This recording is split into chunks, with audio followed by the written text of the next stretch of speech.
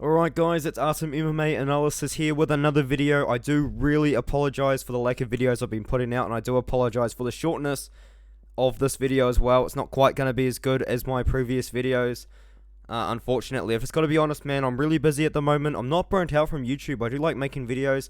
I do like interacting with you guys, but just at the moment, I just got quite a bit going on, you know, and I'm really struggling to find the time to do YouTube at the moment, but hopefully in the future I will be able to make more videos. I will try my best to make a UFC 268 prediction video.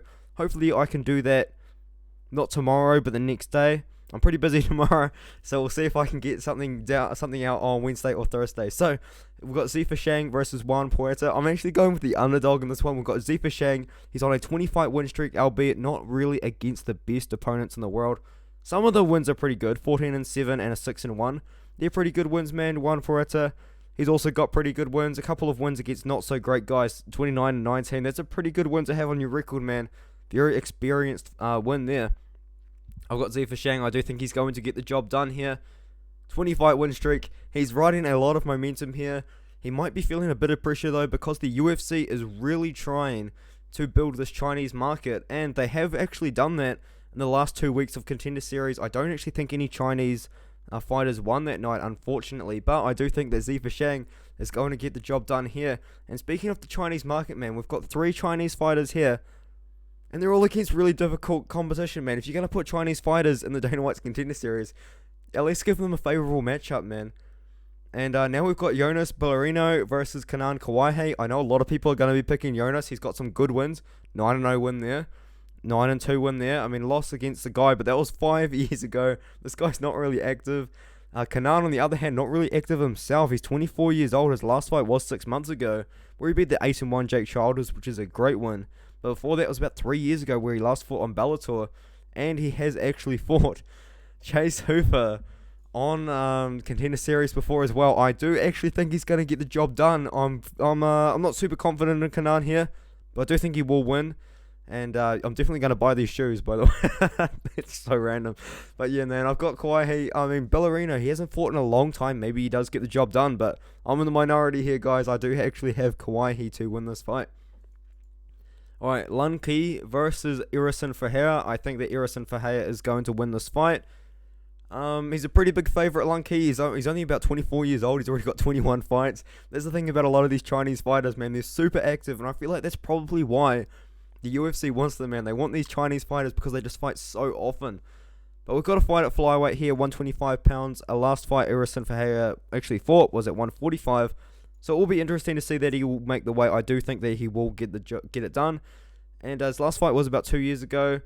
Lunky, on the other hand, his last fight was around 3 months ago. But the competition level really isn't that high. He's got a loss to a 3-1 guy, not really the best. 9-4 win, 1-0, not too bad. And yeah, not really the best wins on both sides, but I do think that Iris and Fahera is going to get the job done. I am expecting an inside the distance win here, so KO or submission is probably pretty likely. I think that Iris and Fahera is on a bit of a KO streak at the moment, albeit he has not fought in quite a while. Lunky, on the other hand, very big underdog. I don't really think he's going to get the job done. Unfortunately, I do have Iris and Fahera to win this fight here. Johann versus Justin Burlinson. I've got to go with Justin Burlinson. We've got 2 undefeated guys fighting each other here in the welterweight division. Very, very interesting that Dana White's Contender Series pits a lot of undefeated fighters together. My Chrome just crashed, so I'll just keep talking about the English fighter. Oh, come on, man. This is what happens, man. I literally caught like 1 video in 1 week. And this is what happens. So that's awesome. But yeah, no, I've got the English. I've got the English fella. I've got the favorite to win that fight. Anyway, man. Oh, dude. Yeah, man. I've got Justin Burlinson. I do think he's going to get the job done. I think he's going to get the job done. Oh, I don't know, man. Maybe inside the distance. It's very interesting that I'm in the minority, man. I think that Justin Burlinson being a favourite is pretty fair, but maybe you really like Johann as the underdog.